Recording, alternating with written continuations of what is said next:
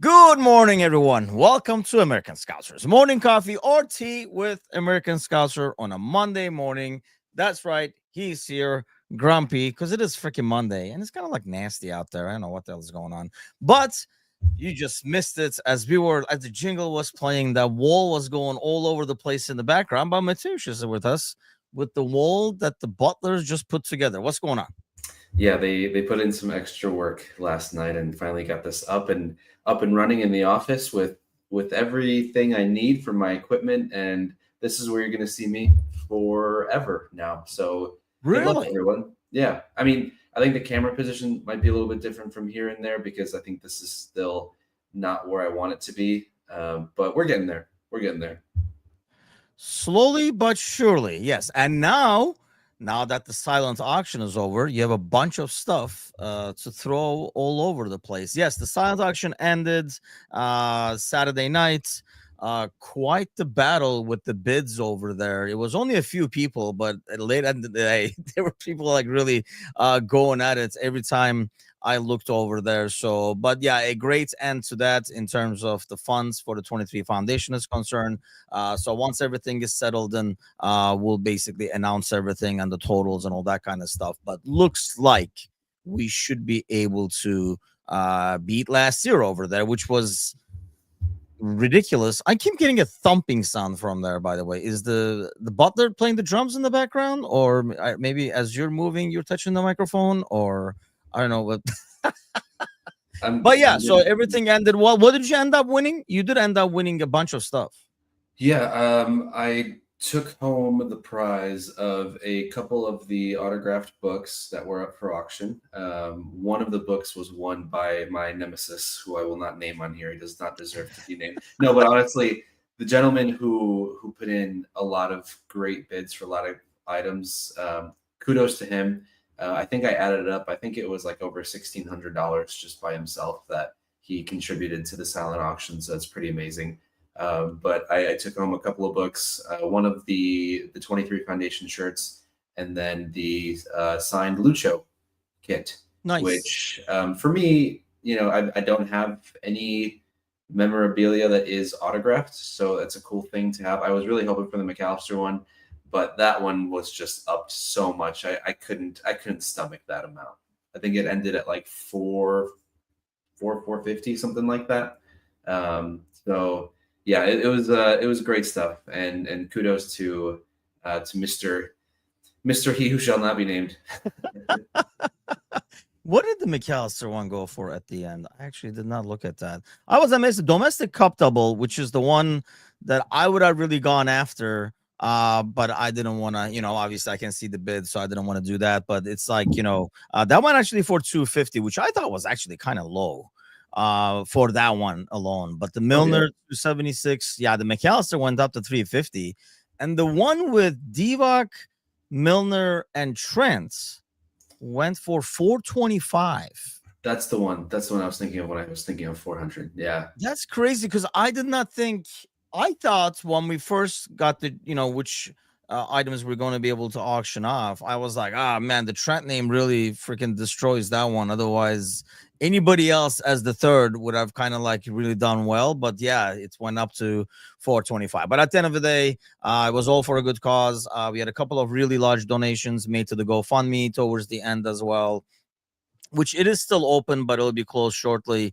And we'll wrap up this year's fundraiser. You guys will not hear me harping on it anymore. So I'm sure a lot of people were relieved, but we're all relieved to find out that, we did pretty darn good numbers at the end. So good week, good end to that week was the win, obviously, on Friday. A lot more nervy than I would definitely like it to be.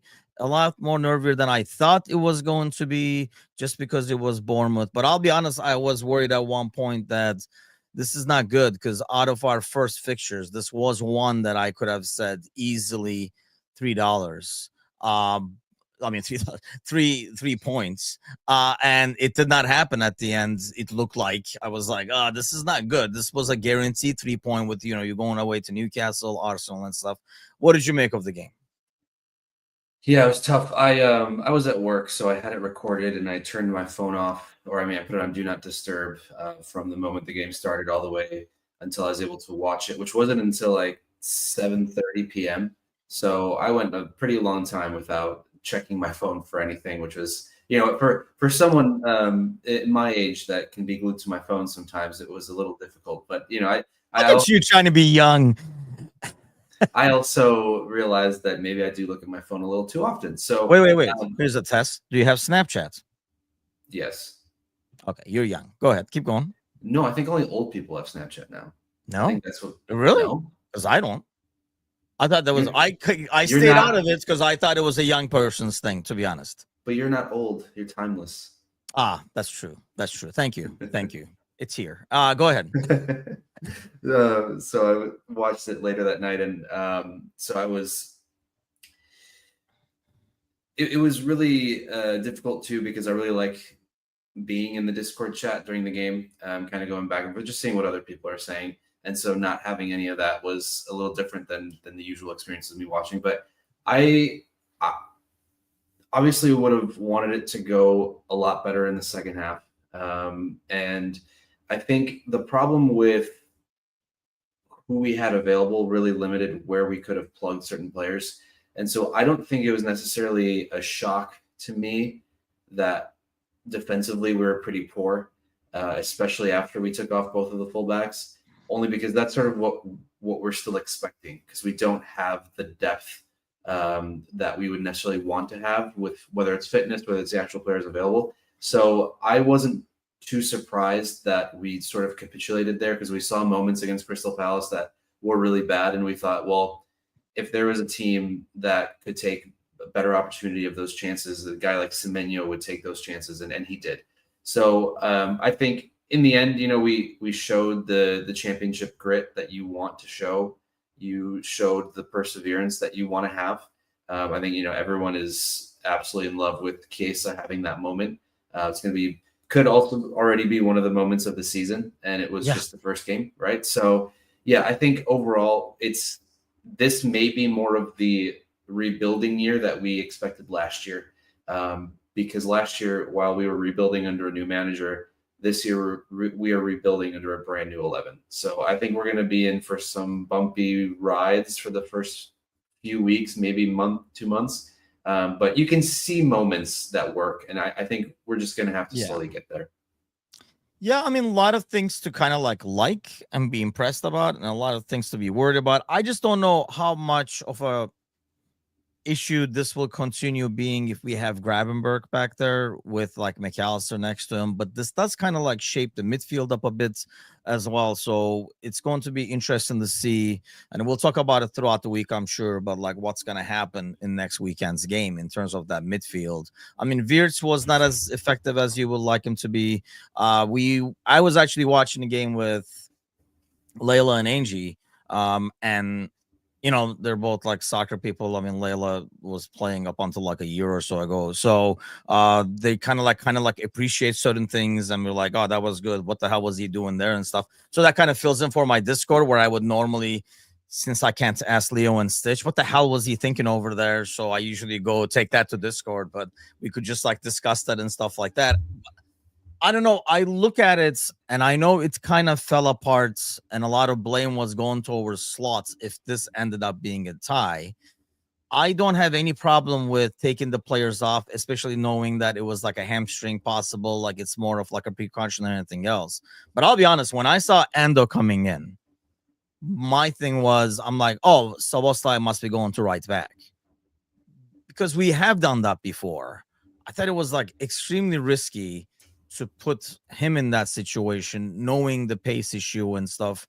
And that's one thing I think is different. We call him like, the Japanese Milner and stuff like that. I think that's one thing that's different compared to Milner, where Milner knew his capabilities in terms of speed and stuff like that and was able to adjust to it a lot better.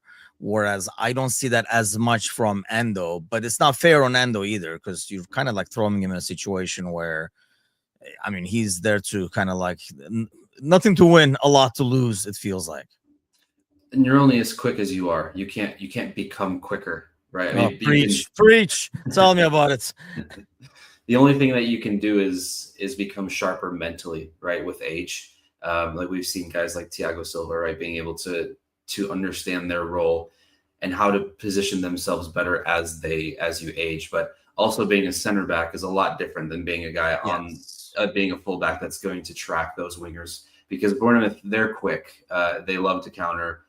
They press like crazy, and so I agree. I think the Endo situation, the Endo sub to that position was a little weird. I almost half expected when Endo came on that Konate may have shifted to that right back spot and Endo would have set back in center back, only because I feel like at least pace wise, there would have been better coverage there and probably Endo would have been a little bit more comfortable that way. Maybe not so much Konate would have been comfortable, but I think having Endo more comfortable is more valuable than having Konate more valuable in that situation between those two. And I think, if Gomez had just one more extra week in him this, training, he would have come in at that same time. But I think Yeah. Slot said if he had another training session or two, he would have had the minutes, but he just didn't have the minutes. And then once Endo got back into midfield and Gomez came on, we really kind of reestablished where we needed to be defensively. So it really comes down to just having the right pieces in the right spaces. And, right now it's sort of plug and play. But when everyone's available, I don't think it's going to be as much of an issue going forward. As we just need some time. That's really what's going to come down to is just time.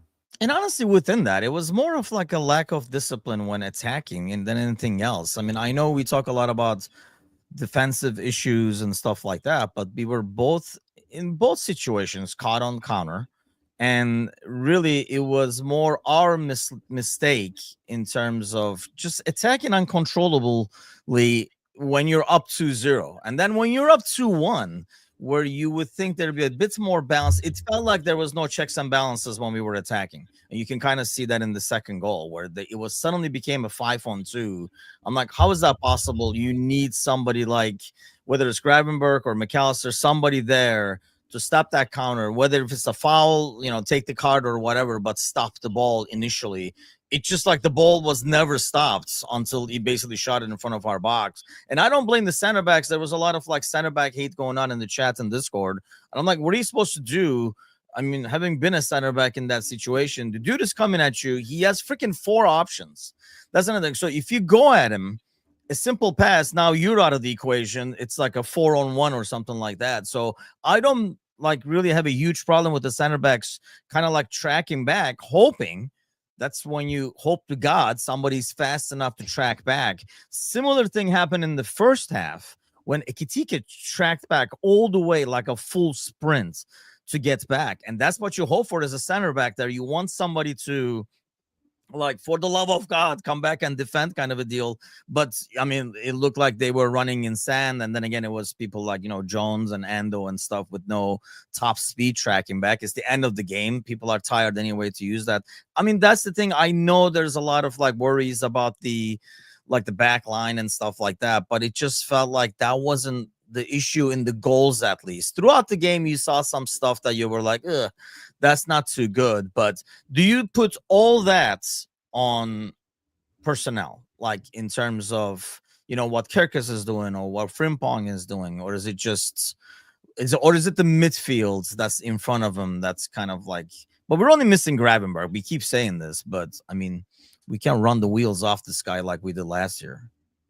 Yeah, you would hope that you could get by against a team like Bournemouth without needing someone like Gravenberg. Otherwise, Yes. if you're going to try and have rotation that you want to have, are you going to be comfortable enough to have that rotation against teams that you feel like you should beat?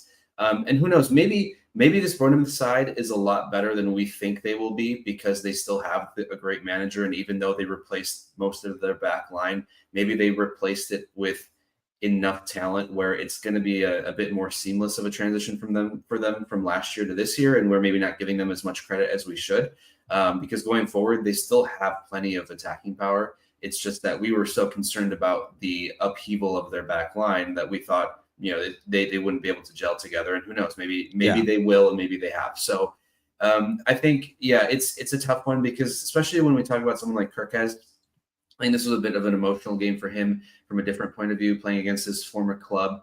I think almost overdoing it at times, being way too physical in a bad way, kind of overextending tackles when he shouldn't, overextending runs when he probably shouldn't. And I think out of any of the newer guys, I think he is the only one that worries me from an emotional point of view, because I feel like he's very brash in the sense that he kind of almost hard-headed to the point where he's just going to go in and do whatever tackle, be however physical he wants to be without thinking of any of the repercussions. And I think there's a little bit more that he needs to learn about being able to take calculated risks defensively, because I think he's just a bit too much of a risk taker. Maybe he thinks he's young enough, he can get back with his speed or whatever the case might be.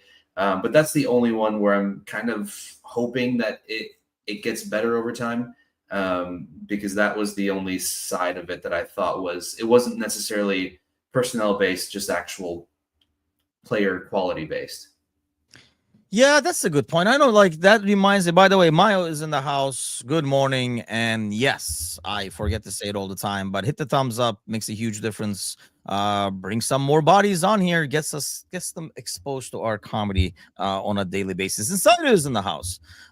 See, I disagree. There we go. Saido's in the house, man. We already Didn't take disagree. I feel like he played like a guy who was just trying to play physical.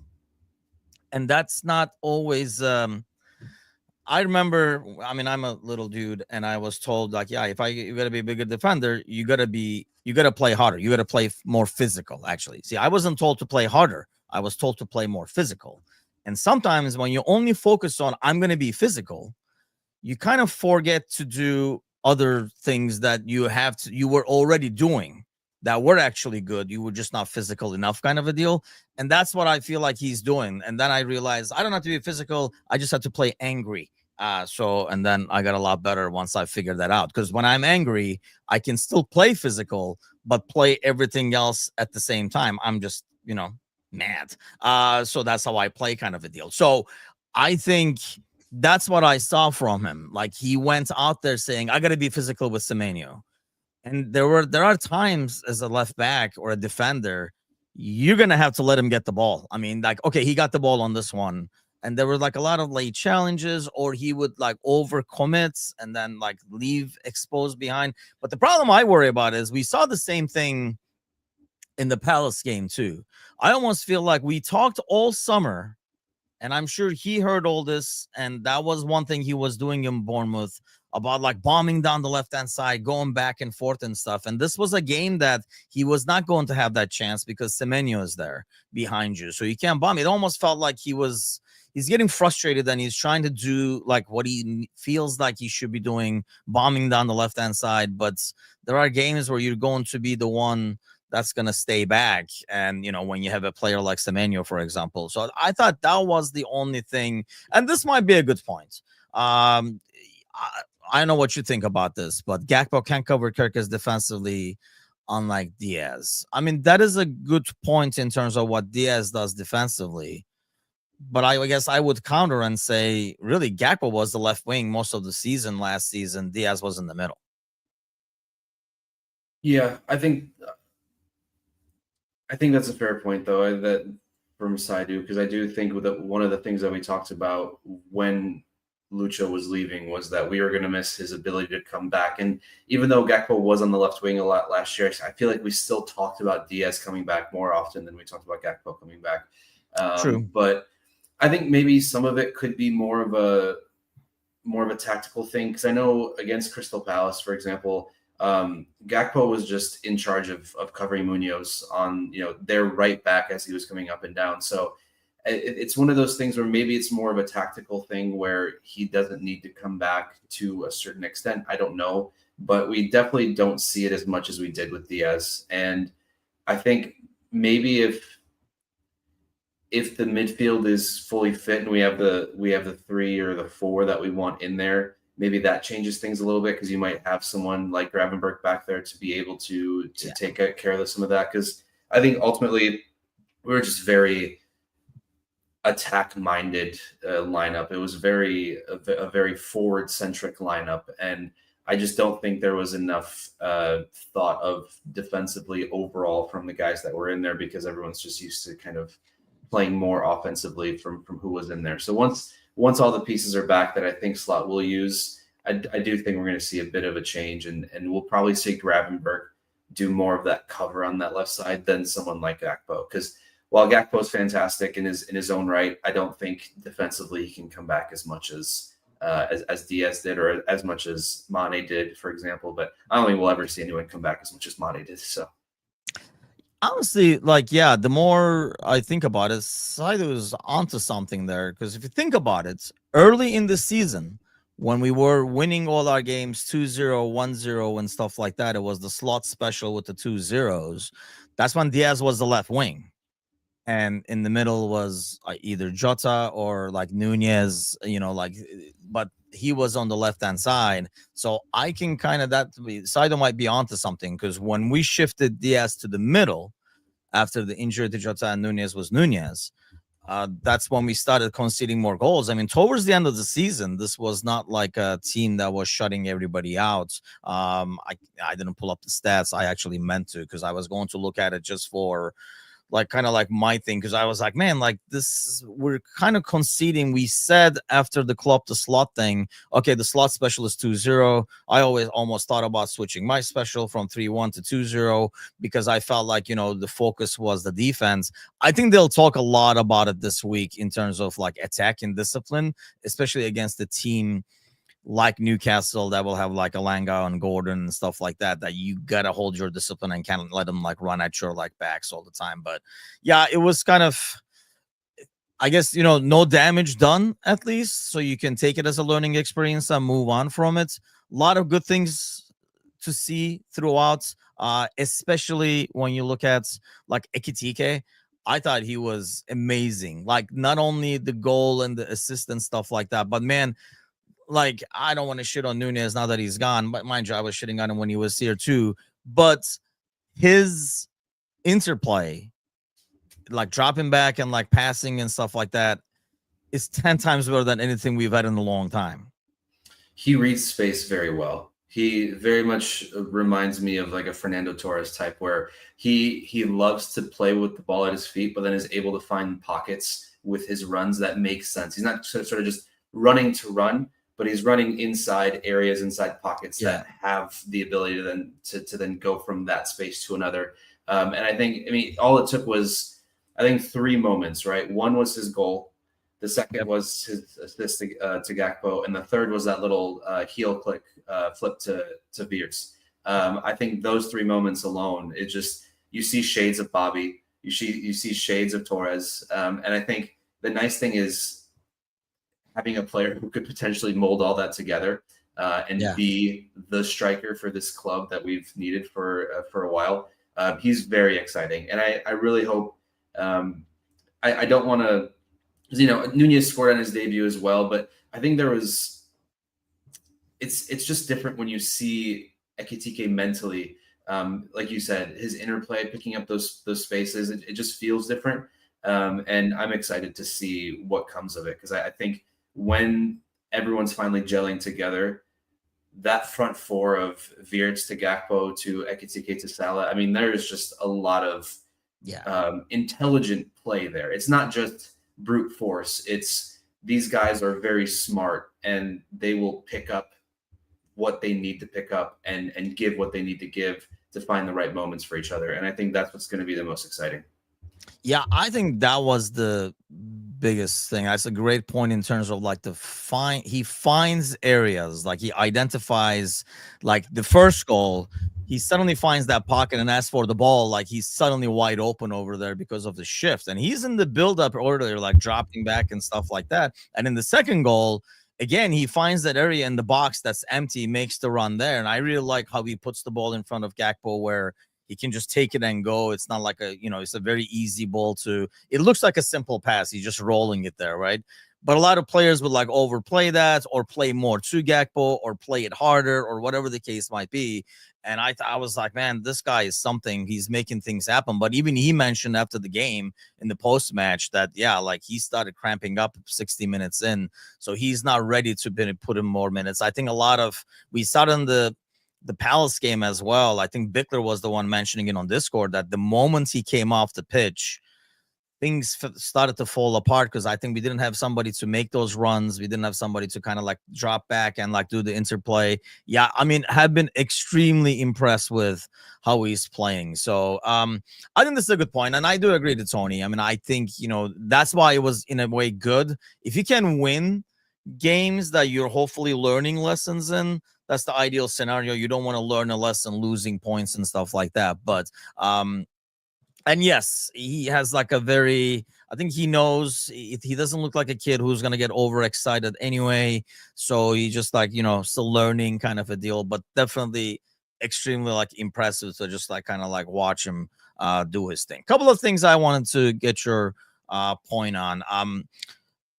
One, because you watched the game afterwards, so actually it will be interesting to see your take on this. The whole like, the Jota effect, I guess, I don't know, that's probably not the right way to say it, but in terms of like the effect on the game overall on Anfield, and how often or how much do you think it affects the players, and will that start like diminishing? Because you see more at the end of the game, you can't go back and say, oh, that's why he did this during the game and all that kind of stuff, but you can kind of tell still how heavy it weighs, which is very natural, obviously. But how much do you think that actually impacts the game?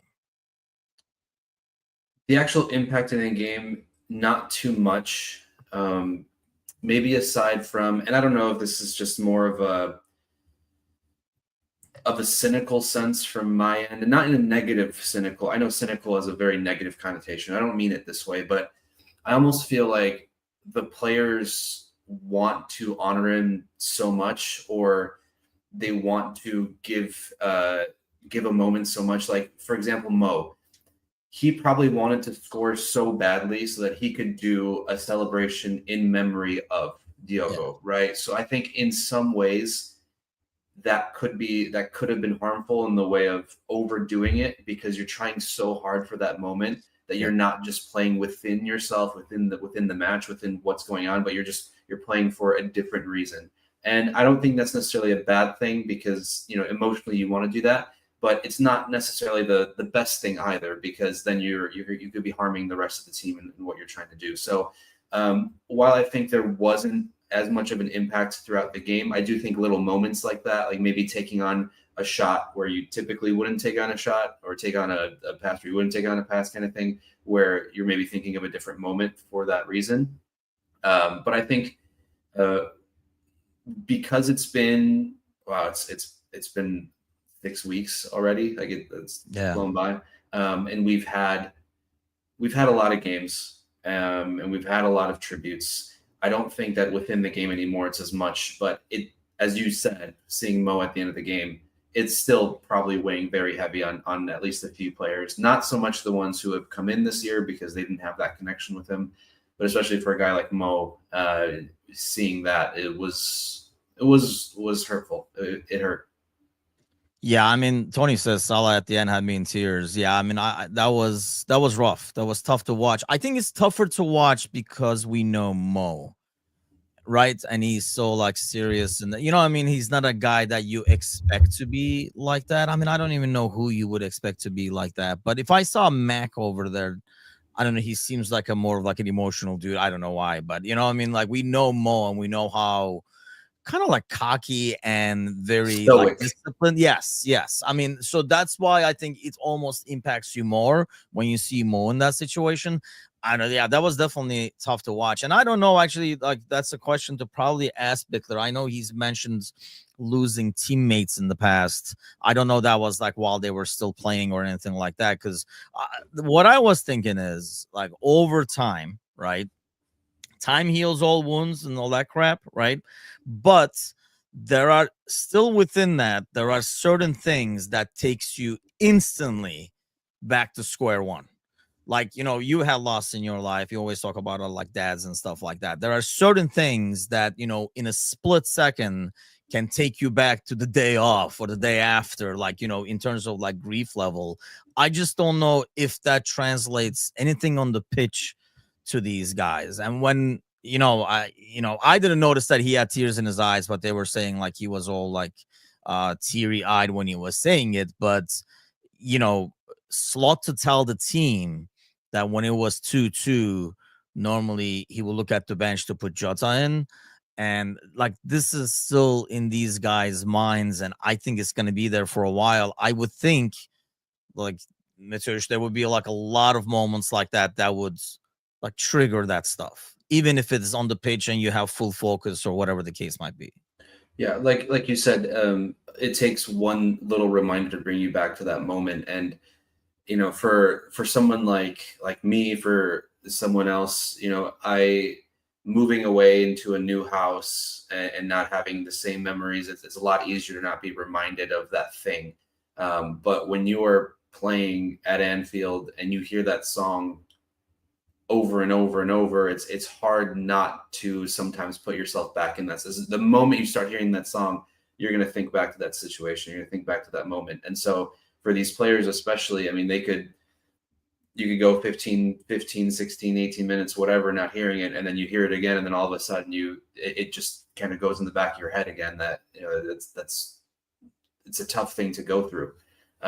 So yeah, I don't know how long, and I don't think we expect them to necessarily not be emotionally impacted by this, but I wouldn't be surprised if this impact on the team and on the players themselves will last as long as all the players who were there at the club with Jota will be there for, if that makes sense. No, it so does. I mean, we're talking maybe like 6-7 years into the future when you have a brand new, everyone is essentially has been cycled out, and all the players and the staff that's there, are people who didn't have any connection with Jota. And I think from that moment, that's when the emotional impact will be lessened. But while everyone who was teammates with him, who was around him, are still there, I think they're still going to feel that week in and week out. Because we talked about it before, even something as simple as getting coffee at the training center, right? I mean, just those are I think those are the bigger moments than actually on the pitch itself, because those are the moments that they're there with each other essentially 24/7 in those spaces together. And that's when it hits the most. And as long as those players are still there, they're going to be feeling that. Yeah, I mean, that was the thing. I felt like, I'm looking at the game and you see Mo at the end, and I was thinking, hopefully, I don't think it's ever going to diminish, or lessen, I should say, like as they go throughout the season, every home game or whatever happens. I think it's just a matter of, we were talking about earlier in terms of like, playing physical or playing angry and like channeling it to the game. I think it's going to be that, like the grief or like, the sadness, whenever you think about it, is not never going to go away. I mean, it will well over time, but it's just a matter of being able to kind of like use that, like you talked about earlier, in terms of like them wanting to do it for Jota, probably on the back of their mind constantly. How you channel that how you channel that desire is more important than anything else. Because if it negatively impacts your game, then there's going to be issues. And you're right. You look at Ekitike, for example, you can kind of tell from his celebration with the 2-0, it was more, because he's with all these people that he sees. So it's hard to understand loss if you're not a part of the loss. You can kind of see it, how powerful it is in others, but you can't really feel it the same way. Do you think in some ways like there will be a little bit of a guilt almost like with some of these guys, because there's no way they can feel it the same way as a Robertson does, as a Van Dijk does, or anybody who was there with him? Absolutely. And I think that's why maybe part of, like you're saying, like Ekitike's celebration was in honor, but as much as I almost took it as like I saw it as, I'm taking this opportunity that I'm here and I owe it to the guys that were here before me, especially someone who was not able to be here because of circumstances that were not necessarily in their control as much. Yeah. And so as I think it was more of a thank you for paving the way for me kind of thing, more than a hey, in commemoration of missing someone who you never met. Maybe, I don't know, maybe they met at some point, maybe they didn't, but playing in different leagues, I don't think they ever came across each other. So I do think there might be a level of guilt where, because I think we feel it in our personal lives. Sometimes people go through, you have friends that may be going through something really difficult and you want to be there for them, but it's very difficult to know how to be there for them if you don't have similar experiences where you can share advice or share on how to cope or this and that. So, and at that time, sometimes you do feel a little guilty because you're like, Yeah. well, I kind of had this really good summer. I've had this good life. You know, I made a bunch of new money. I came to this big club. And then I see all these guys in the locker room who are having a really difficult time. So, Yeah. yeah, I think there is a little level of guilt. But I think once that's the whole thing with a team, right? It's a family, whatever you want to call the community that you surround yourself with.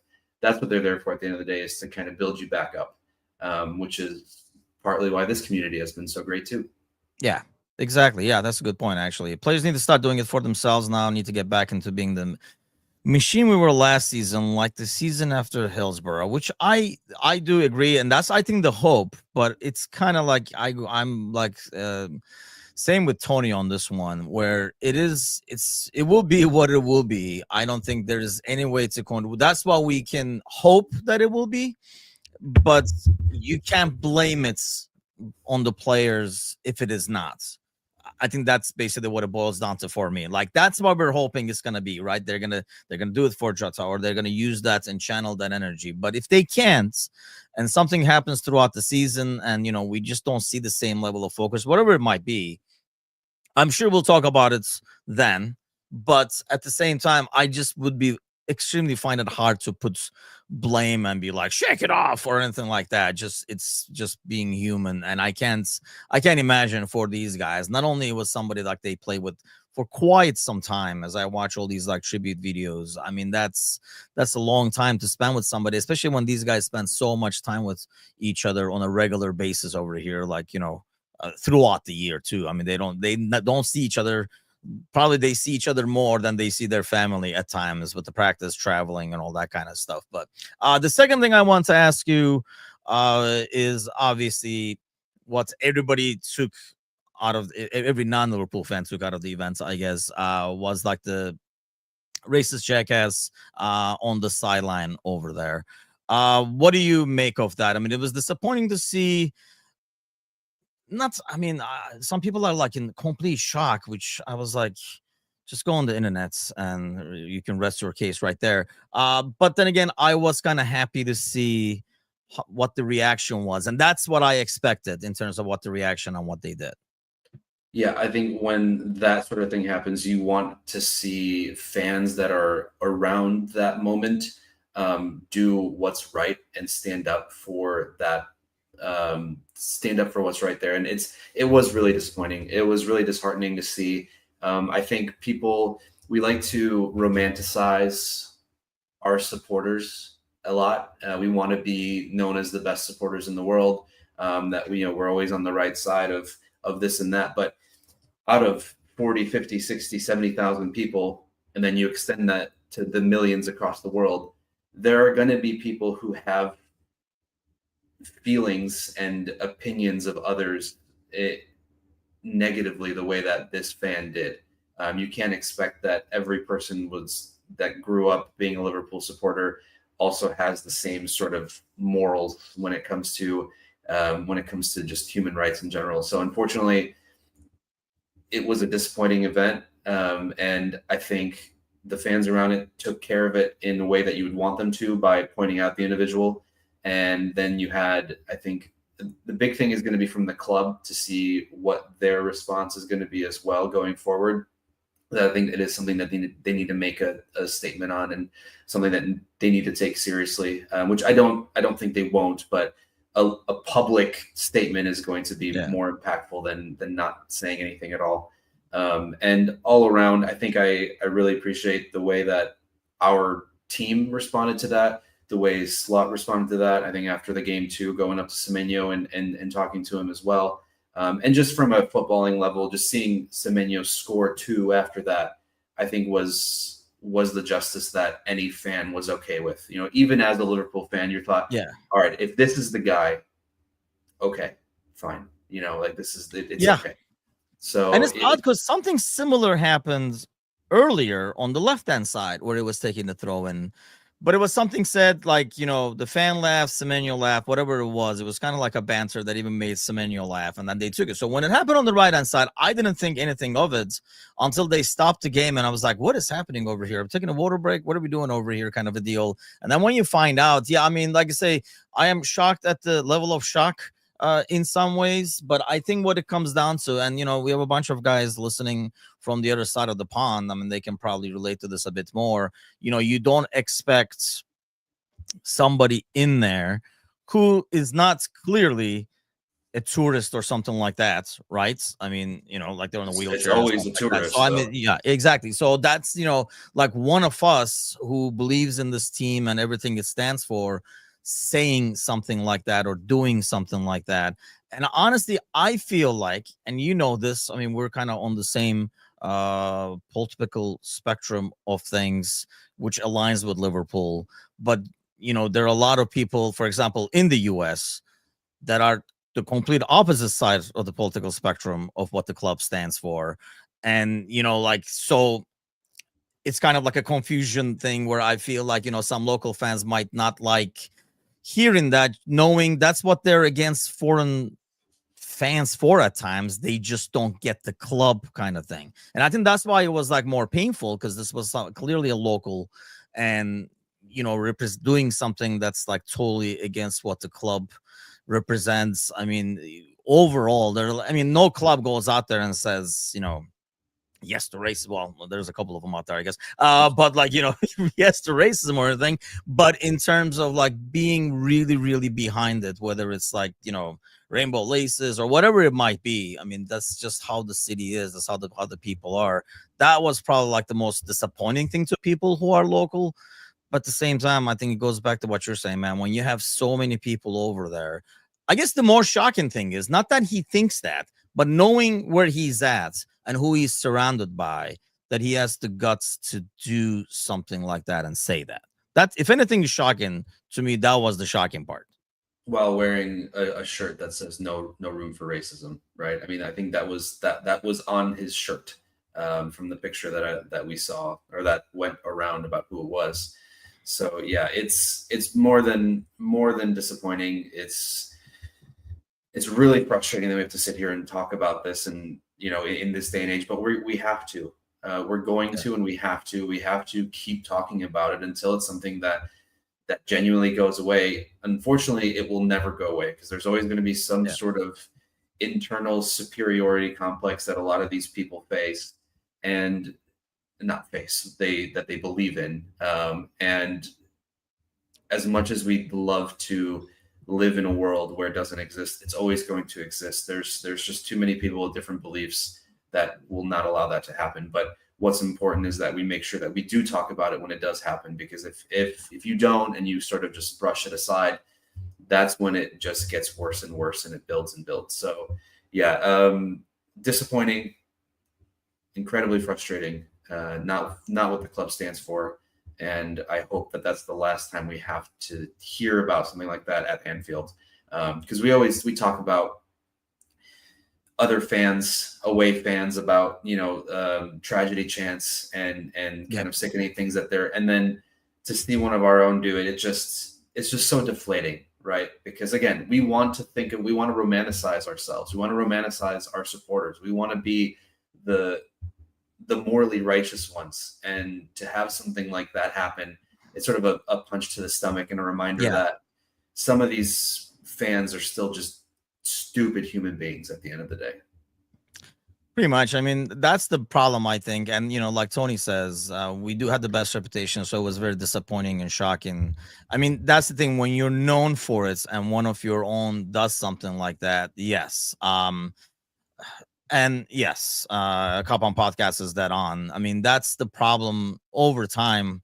I don't want to get too deep and political and depressing about this, but, you know, we all thought maybe a decade ago, right? About a decade ago. You're old enough to remember that. Like, we were like, internet, it's gonna make everybody smarter. It feels like it has made everybody even dumber, in the sense that they only get the news they want to get. They only hear the things they want to hear. More than the internet, I think I blame the algorithms for this more than anything else. But people are getting to just constantly hearing what they want to hear, as opposed to hearing different views. We all thought with the internet, everybody can speak. You're gonna hear different things. You're gonna decide for yourself, and then it just went completely the opposite way, because all you hear is what people want to hear, and the intolerance has only become worse. But I think it is important to talk about it. That's a good point that you made. I'm glad you kind of brought it up, because I heard a lot about us not talking about it, so that other teams and stuff do not making a talking point and stuff like that. I think us talking about it is important, because you want to kick that out. You want to be what you want to be and kick people like this out. If we, as Liverpool fans, if you don't talk about it or try to brush it away and stuff, I think that's the negative message. I think you should double down on basically exposing assholes like this,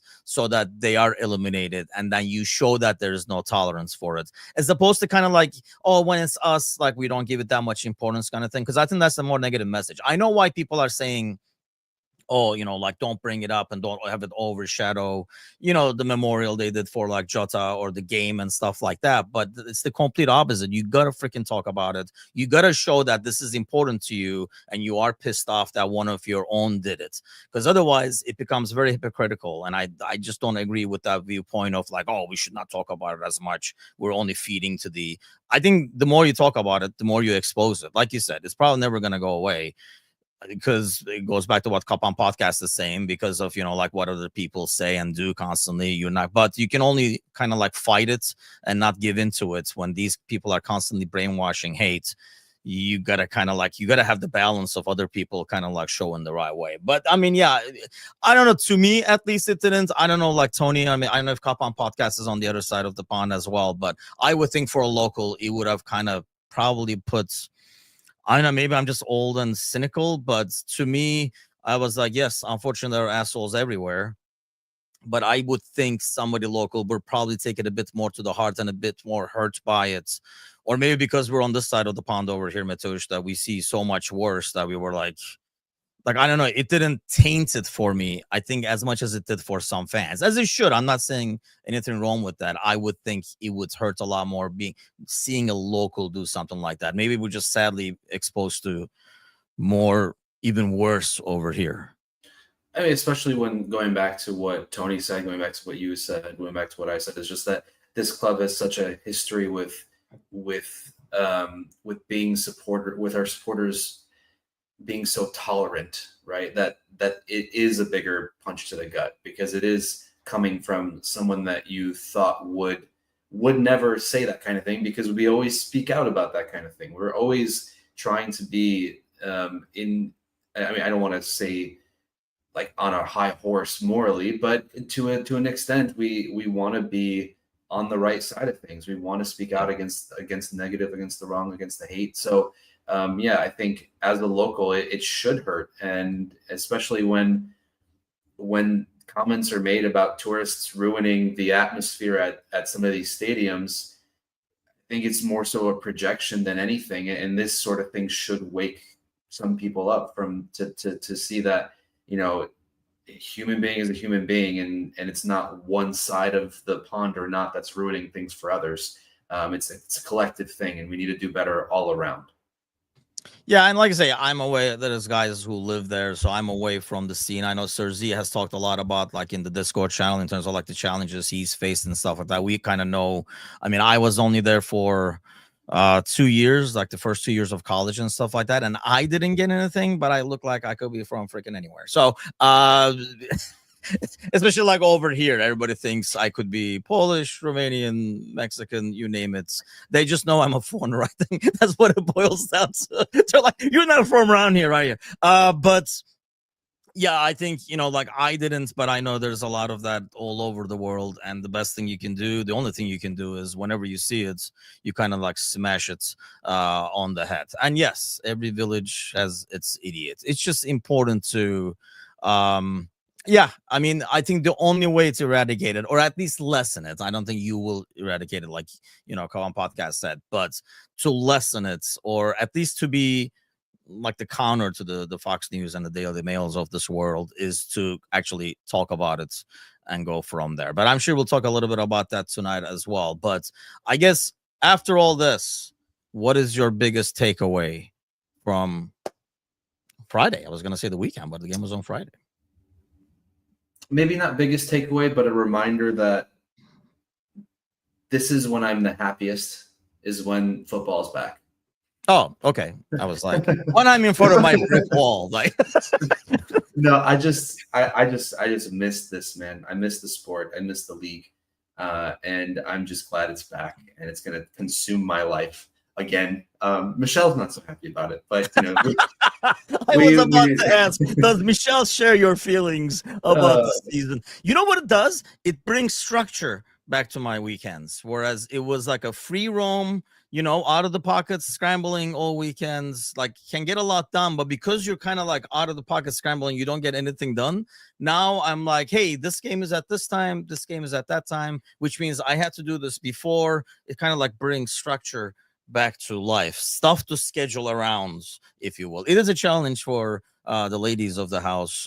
So now they have to look at the calendar to make sure there's no Liverpool game at that time when they want to do lunch or something like that. Especially when we get together with the girls, if it's a day trip to Milwaukee or into the city to see Layla or something like that, have to check the schedule. It's only going to get worse because the midweeks are going to start. At least they don't have to check for midweeks now, but then they're going to have to start the midweeks as well. But yeah, it was good to see the boys back. It was good to see a meaningful game. I think that's what I miss more than anything else, is a meaningful game that you can really analyze, as opposed to, all these like preseasons. Even the Charity Shield game, it kind of like felt preseason-ish, looking at the subs and stuff like that. Real quick, I guess we should get to it. Still 'tis the season for like another 2 weeks over here. Transfers.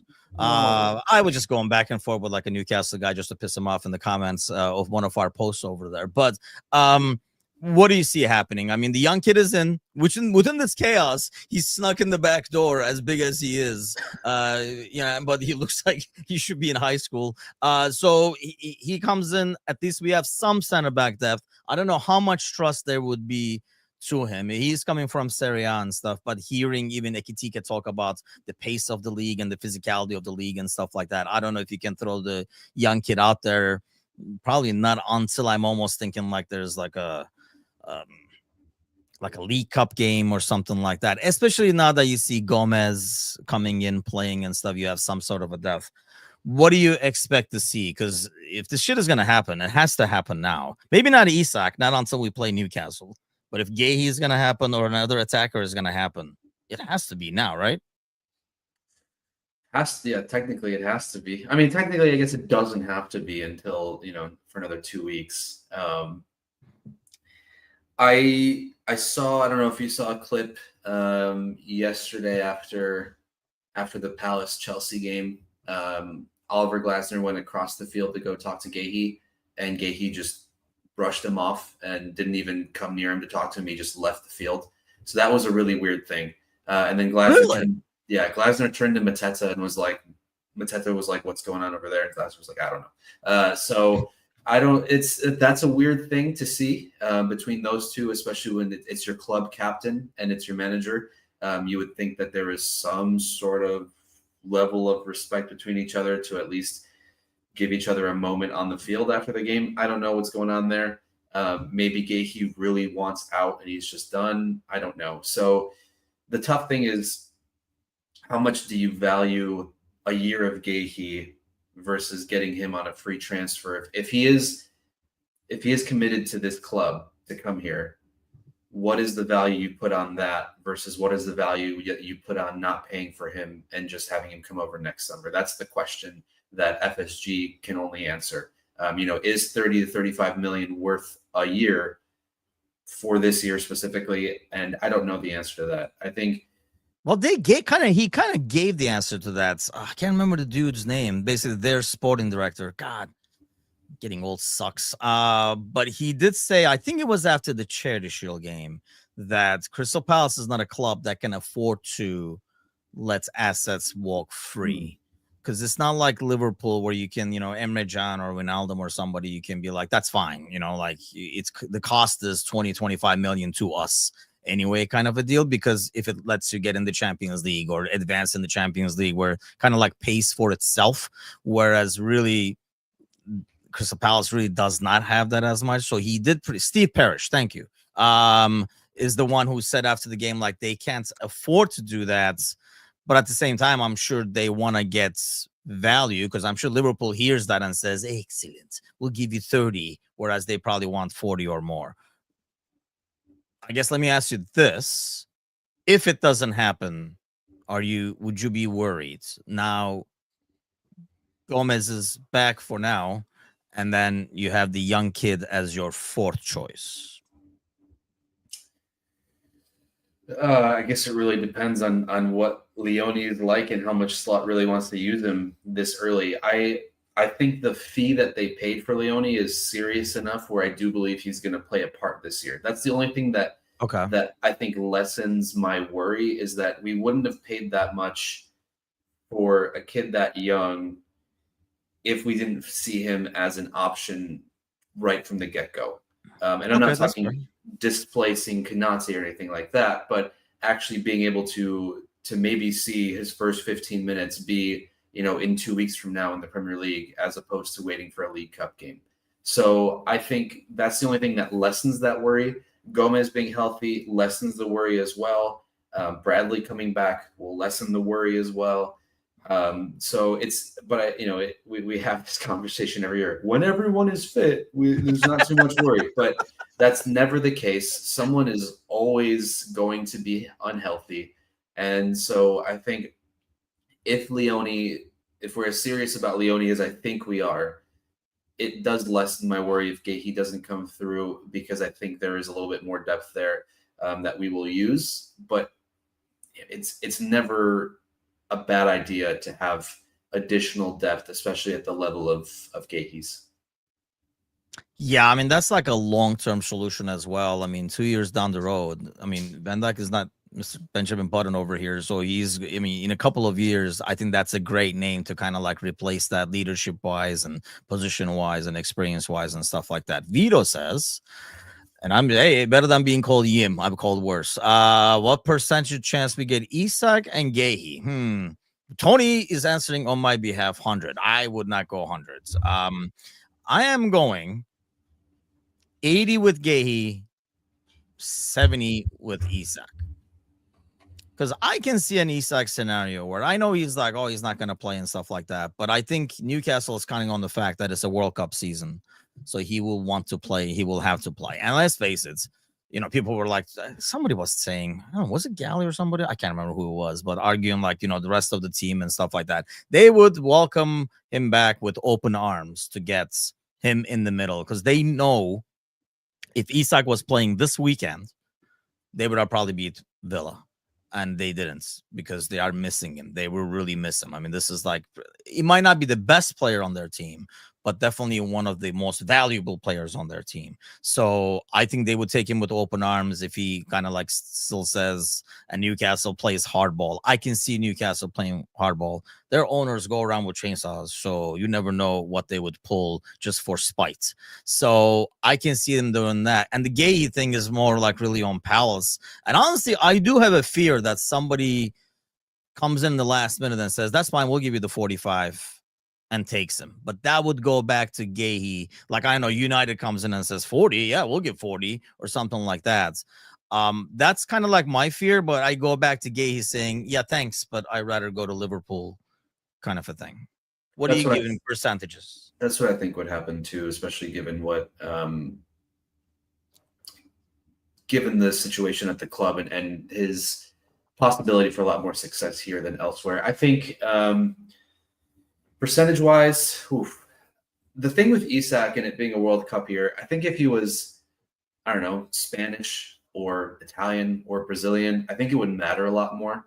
but because he's Swedish and his competition up front isn't as heavy as someone from a national team that has a lot more competition at that position, I don't think it's too worrisome that he wouldn't be able to play at the World Cup or be chosen for the World Cup. Now, I mean, having game minutes under your legs would be important. So I don't think he's going to sit out the entire year if he doesn't be rested though at the same time. Maybe he won't get hurt again. Who knows? You can't get hurt if you don't play, right? So he's thinking 5D chess over there. I think I'm going to put Gahey at 75, 80%, and I'm going to put Isak at 40%. Really? Yeah, I don't know. I'm thinking less and less of it happening. I don't know what it is. I don't know what it is. I don't know if there's a part of me where it's really cynical about what the hell has happened and if we want that kind of player here, but I understand that there's also two sides that are playing that game, and that Newcastle probably have promised things that they didn't they didn't reciprocate, and so I understand that there is a lot more there, but I just don't know. It just doesn't feel so set in stone as maybe it did before. So I'm maybe just under 50-50 for Isak. Vito says, okay, you can't say 40% ouch and then be at 50%, man. I thought you were going to be at least 70, 80. That's not a huge difference. It's only 10. But yeah, 40 is ouch to me. And I'll be honest, I would be more happy to get the Gahey deal done. As long as we get another attacker, I would not be so heartbroken or devastated if the Isak thing does not get done. I'll be honest. And not because of how this is unfolding in terms of like what he's doing in the Newcastle and the drama and stuff like that. Because I think it goes back to what you're saying. There's two sides of that story. But I do think it's a lot of money and it's like pretty risky with the injury history and stuff like that. So in some ways, part of me says, you know what, I'm okay if that doesn't happen, but you do still need an attacker. Obviously, you can't go to the front. We didn't even get the chance to talk to Chiesa, but I guess on the way out, because I kind of wanted to talk to him. Obviously, we went to different directions. Honestly, this has been in more than an hour where we have not talked food on a Monday. So I think that's the first by its freaking self. So we should be proud of that. But on the way out, we'll talk a lot more about this tonight. Obviously, 7 o'clock Central, 8 o'clock Eastern. We're finally back together after the New York episode over here. Everybody's back to whatever our normal is. But Chiesa, staying percentage. How ouch is this going to be? There's a lot of Italians in the chats, so I'll see what percentage they're putting over here. But what's the percentage he stays after like a moment like that? 100. Really? He's not leaving. We got him an Italian friend. He's staying. Yeah, it's that moment was pizza and get fat together. Moment was too big. The song is too big. I mean, it's a little bit of a joke, obviously, because I know some songs will come and go. But no, I really do think. I think after hearing his comments too, because there were some rumblings during the summer about him being unhappy, and I think coming out and saying that the manager has treated me really well for the last few months and wanting to stay, I think that does speak volumes, because you don't have to. I know that PR is the big thing, and you want to say the right things, but you don't have to say as much sometimes. And I think with what he said, as much as he said about what's been going on, that's what really convinces me that he's going to stay. And I think as a fourth, fifth option, and as someone who will probably need during AFCON quite a bit, I think it's going to be I think it's worth having him already, because I don't think the fee was that big. The weekly wages are big, but it's something that I think I do enjoy having him at the club, and I think he is staying. I think he's staying too. I don't know if he showed Slot something he didn't know, but I think getting that moment. Well, let's see now, though, right? Like, how many times did we do this with Nunez? We're like, this is the moment. He's here. He has arrived and stuff like that. But I have a lot more trust in Chiesa in terms of being able to contribute like regularly in good ways over time. I do think 95 is pretty high, man. But I would probably go like, I'm gonna say I'm gonna pull a veto. 95 is too high. I'll go 90. No, ouch.